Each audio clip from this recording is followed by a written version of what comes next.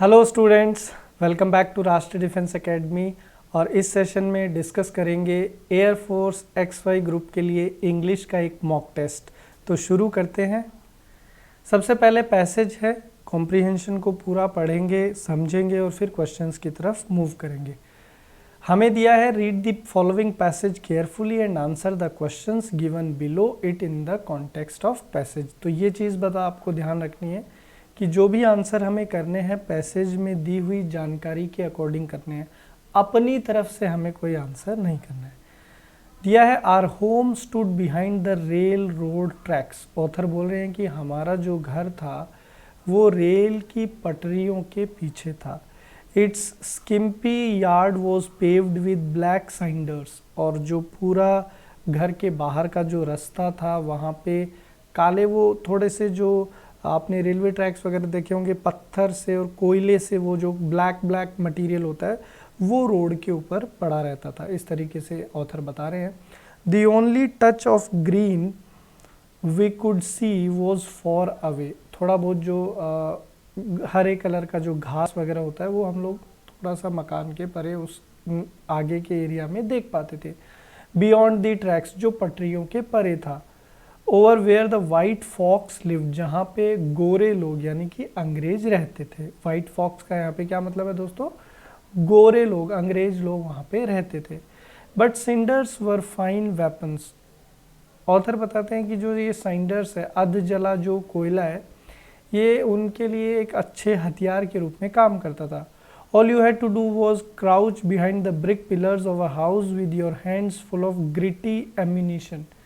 Author बताते हैं कि वहाँ केवल क्या करना पड़ता था कि भी वो जो पिलर्स थे, ब्रिक पिलर्स मतलब ईंट के जो खंबे टाइप बने हुए थे घर के, तो वहाँ पे पीछे पीछे आपको चलना पड़ता था और आपके हाथ में एम्यूनिशन होता था, जिसका मतलब होता है गोला बारूद। And the first woolly black head you saw from behind another of pillars was your target. और जो पहला आपको वुली ब्लैक हेड, मतलब जो वूली का मतलब होता है ऊन, ऊन का जो पहने हुए कोई कपड़े अगर आपको दिखे तो वो आपका पहला लक्ष्य था। इट वॉज फन, इसमें लेखक को काफ़ी मज़ा आता था।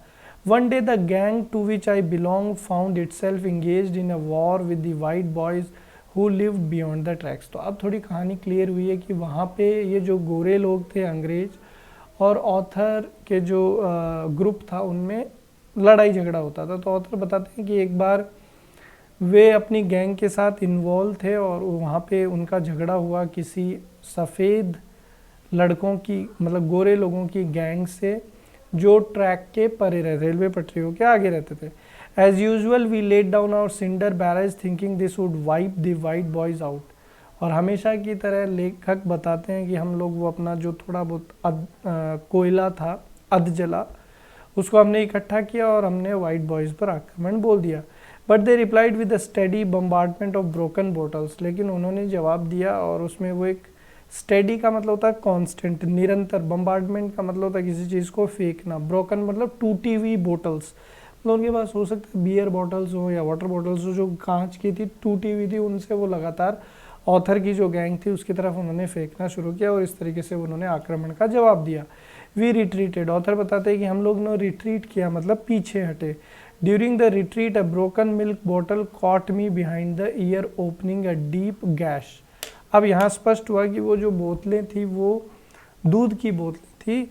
तो ऑथर बता रहे हैं कि जब हम लोग पीछे हट रहे थे तो एक बॉटल जो थी वो उनके यहाँ पर बिहाइंड द ईयर मतलब कान के पीछे वाले स्थान पर आकर के लगी और वहाँ पे अचानक से एक बड़ा घाव हुआ और खून रिसने लगा। The sight of blood pouring over my face completely demoralised our ranks. और जैसे ही वो ऑथर के चोट लगी और खून निकलने लगा तो वो खून देखकर उनकी गैंग के जो उनके साथी थे उन सब का जो मनोबल था वो नीचे आ गया। My fellow combatants left me standing paralysed in the centre of the yard and scurried for their houses. और ऑथर बताते हैं कि जो मेरे साथी थे उन्होंने मुझे उसी हालात में वहाँ पे छोड़ दिया और अपने घरों की तरफ दौड़ पड़े। A kind neighbour saw me and rushed me to a doctor.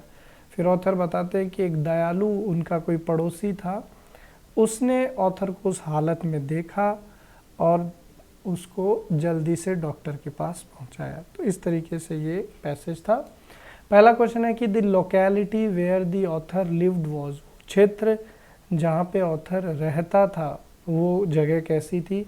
Behind a brick query, कि वो एक ईंटों के पखवाड़े के पीछे रहते थे। नियर अ कोल माइन, तो आपको यहाँ पे देखा है कि our home stood behind the rail road tracks, rail की पटड़ियों के पास। तो कोल माइन जहाँ पे कोयले की खादान भी थी वहाँ पे ऑथर रहते थे। तो B is absolutely correct. Question number 2 आपसे बोला कि author use the cinders, author जो है वो अध जले कोयले का इस्तेमाल करते थे किसके लिए। तो यहाँ पे दिया है कि वो जो सिंडर्स था वो एक तरीके से एमिनेशन की तरह काम करता था, किसके लिए, वेपन की तरह काम करता था उन वाइट लोगों के खिलाफ। तो ऑथर इसका इस्तेमाल करते थे किसके लिए, रेल रोड पे बिछाने के लिए, घर बनाने के लिए, खाना पकाने, हैरेसिंग द वाइट बॉयज़, ये सही आंसर होगा। गोरे जो अंग्रेज थे उनको परेशान करने के लिए ऑथर उसका इस्तेमाल करता था। क्वेश्चन नंबर 3 है कि the weapons used by the white in the gang fight were, जो गोरे लोग थे वो जो गैंग फाइट होती थी उसमें कौन से हथियारों का इस्तेमाल करते थे। तो as effective as the author, author के तरीके जो थे उसके तरीके से लेस इफेक्टिव, कम इफेक्टिव थे ऑथर के कंपैरिजन में, ज़्यादा डेंजरस थे, या as harmless as the author, या ऑथर की तरह। तो भाई ऑथर की तरह ही वो इफ़ेक्टिव तरीके से यूज़ करते थे और ज़्यादा, कहीं ना कहीं ज़्यादा इफ़ेक्टिव तरीके से उन्होंने यूज़ किया बॉटल्स का, इसलिए वो वहाँ पे चोट भी लगी। वहाँ पर आंसर बनेगा मोर डेंजरस देन दी ऑथर्स। क्वेश्चन नंबर 4 ये है कि the author was hit by A broken bottle, author जो है वो एक टूटी हुई बॉटल के द्वारा उसको ऑथर को हिट किया गया। जैसे ही झगड़ा शुरू हुआ उसके बाद during a full in the fight, जब झगड़ा चल रहा था उस समय, झगड़ा ख़त्म होने के बाद, या when the authors gang was withdrawing, जब ऑथर की गैंग पीछे हट रही। तो आपको देखो यहाँ पे दिया हुआ during the retreat a broken bottle caught me behind the year, तो जब लोग ऑथर की जो गैंग थी वो पीछे हट रही थी उस समय उनको चोट लगी। तो सबसे अप्रोप्रिएट आंसर होगा कि when the authors gang was withdrawing. Last question है कि at the sight of the author's bloody wound his friends, जब ऑथर के चोट लगी, खून बह रहा था, तो उस समय उसके दोस्तों ने क्या किया। वह टेरिफाइड, भयभीत थे, वर फील्ड विद शेम, उनको शर्म महसूस हुई, ग्रू एग्री एंग्री, बहुत ज़्यादा गुस्सा हो गए, फेल्ट डिप्रेस एंड डिफीटेड। तो यहाँ पे आप दिख रहे हैं कि डेमोरलाइज हो गए थे और हार मान ली थी इसलिए वहाँ से भागे भी थे। तो फेल्ट डिप्रेस्ड एंड डिफीटेड, ये हमारा आंसर बन जाएगा। पैसेज यहाँ पे कंप्लीट हुआ। अब जो नेक्स्ट क्वेश्चन है वो फिल इन द ब्लैंक्स का क्वेश्चन है, और क्या हमें फिल करना है, प्रेपोजिशन।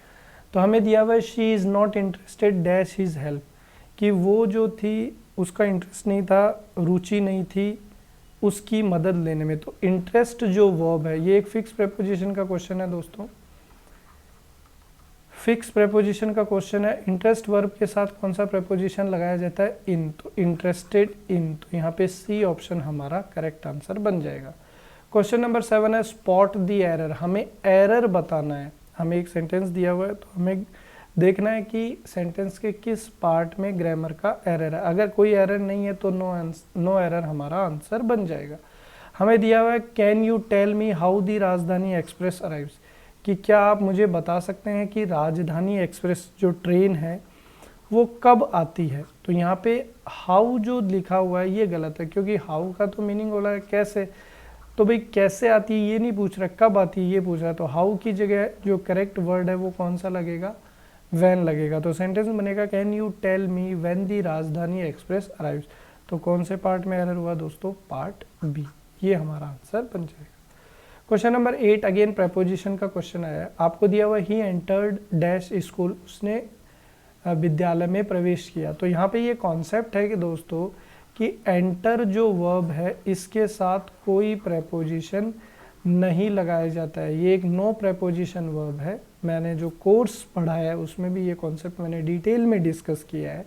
तो हमारा यहाँ आंसर बन जाएगा D option, no preposition required, सीधा बन जाएगा सेंटेंस ही एंटर्ड स्कूल। अगला है he is unable dash go there, कि वह असक्षम है वहाँ जाने में। तो देखिए जब भी हम लोग किसी डेस्टिनेशन की बात करते हैं, लक्ष्य की बात करते हैं, या फिर हम लोग डायरेक्शन की बात करते हैं, किसी दिशा की बात करते हैं, तो तो उसके लिए हमारे पास प्रेपोजिशन फिक्स है। हम लोग कौन से प्रेपोजिशन का प्रयोग करते हैं? टू का प्रयोग करते हैं। तो यहाँ पे सी ऑप्शन बनेगा कि he is unable to go there. अगला क्वेश्चन है she shall go there by dash train, कि उसे वहाँ किसके द्वारा जाना चाहिए? ट्रेन के द्वारा। तो देखिए बाई के बाद हम लोग सीधा किसका इस्तेमाल करते हैं? किसी भी साधन या व्हीकल का इस्तेमाल कर लेना है। तो यहाँ बाई के बाद में ट्रेन लगा हुआ है, तो यहाँ हमें किसी आर्टिकल की आवश्यकता नहीं है। तो हमारा आंसर क्या बनेगा? No article. सीधा हमारा सेंटेंस होगा। तो डी ऑप्शन जो है ये हमारा आंसर बनेगा कि she shall go there by train, no article required. No article के लिए हम लोग कई बार क्रॉस का भी इस्तेमाल करते हैं। अगला क्वेश्चन देखो, this book deals dash the social problem of the state. Preposition लगाना है। सेंटेंस का मीनिंग है कि ये किताब जो है वो राज्य की सामाजिक समस्याओं से संबंधित है।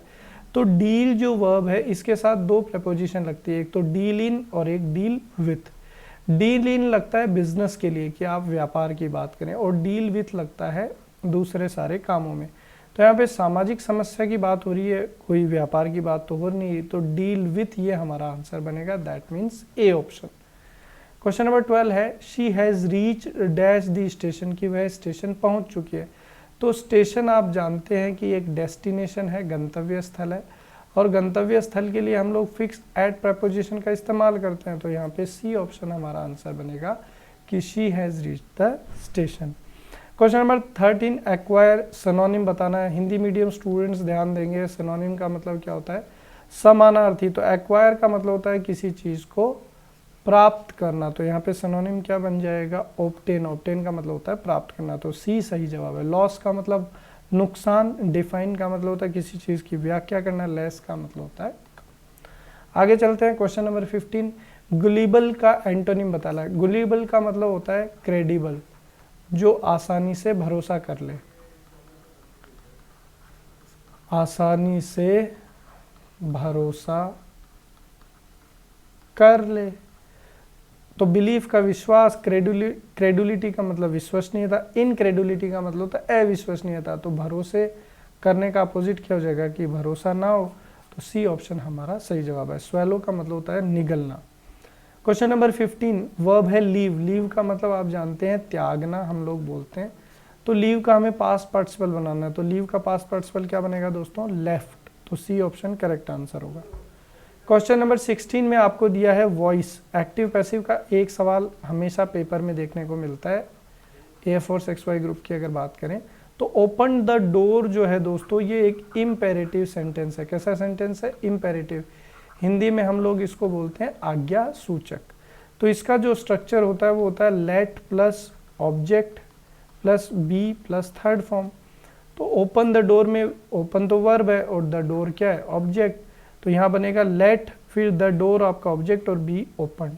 तो let the door be open, A option जो है हमारा करेक्ट आंसर होगा। Question number 17 narration. आप जानते हैं डायरेक्ट स्पीच और इनडायरेक्ट स्पीच। तो सेंटेंस है he said to me he came in the evening. अब ये डायरेक्ट स्पीच का क्वेश्चन है, इसको चेंज करना है इनडायरेक्ट स्पीच में। ही सेड टू मी ये वाला जो पार्ट है इसको रिपोर्टिंग वर्ब बोलते हैं, इन्वर्टेड कॉमा में जो है इसको रिपोर्टेड स्पीच बोलते हैं। अब सेड टू जो है वो टोल्ड में जाता है, तो सी तो आंसर बन नहीं सकता, डी बन नहीं सकता। तो ही सेड टू किसमें चेंज हो गया? Told me coma inverted coma हट के दैट। अब ही है थर्ड पर्सन नो चेंज। अब केम जो है वर्ब की सेकंड फॉर्म है, तो ये कौन सा टेंस है दोस्तों? Past simple. तो past simple changes to past perfect. किसमें चेंज होता है? Past simple past perfect. Past perfect बोले तो हेड प्लस वर्ब की थर्ड फॉर्म। तो हेड प्लस वर्ब की थर्ड फॉर्म कहाँ है? बी में। तो बी हमारा आंसर। क्वेश्चन नंबर 18 देखो, spot the error. Again error को आप पता लगाना है। अगर सेंटेंस के किसी भाग में एरर नहीं हो तो नो एरर हमारा आंसर होता है। हमें दिया हुआ है he has he gone there. अगर वो वहाँ जाता अर्लियर पहले, he would have saved her, तो उसको बचा लेता। तो ये एक कंडीशनल सेंटेंस होता है दोस्तों, उस चैप्टर में से ये क्वेश्चन पूछा गया है। कंडीशनल सेंटेंसेस का एक टाइप है जिसको हम लोग बोलते हैं अनफुलफिल्ड कंडीशनल। क्या बोलते हैं? Unfulfilled conditional. तो अनफुलफिल्ड कंडीशनल में क्या होता है? Had plus third form is followed by would have plus verb की थर्ड फॉर्म। ठीक है, तो यहाँ पे देखिए would have plus third form तो लगा हुआ है, तो इधर हैड प्लस थर्ड फॉर्म चाहिए, जबकि आपने लगा दिया हैज़ प्लस थर्ड फॉर्म। तो तो यहाँ हैज़ को हटा के क्या लगाना पड़ेगा, हैड, कि had he gone there earlier, कि वो अगर वहाँ पहले पहुँचता तो वो उसको बचा सकता था। क्वेश्चन नंबर 19 बहुत इंपॉर्टेंट है। एजेंडम का प्लूरल पूछा है, तो एजेंडम का प्लूरल बनता है दोस्तों एजेंडा, तो बी ऑप्शन हमारा करेक्ट आंसर है। Last question, question number 20, 20 question आते हैं एयरफोर्स XY ग्रुप के पेपर में इंग्लिश में। अ मैन ऑफ स्ट्रॉ, ये एक ईडियम मुहावरा आपको दिया हुआ है, तो a man of straw idiom का मतलब होता है दोस्तों कमज़ोर व्यक्ति। क्या अर्थ होता है, कमज़ोर व्यक्ति, तो कमज़ोर व्यक्ति के लिए आप क्या बोलोगे, अ वीक मैन, तो बी ऑप्शन हमारा करेक्ट आंसर होगा। तो इस तरीके से हमने 20 क्वेश्चन डिस्कस किए इंग्लिश का पेपर जो एयरफोर्स XY ग्रुप में पूछे जाते हैं, 20 सवाल।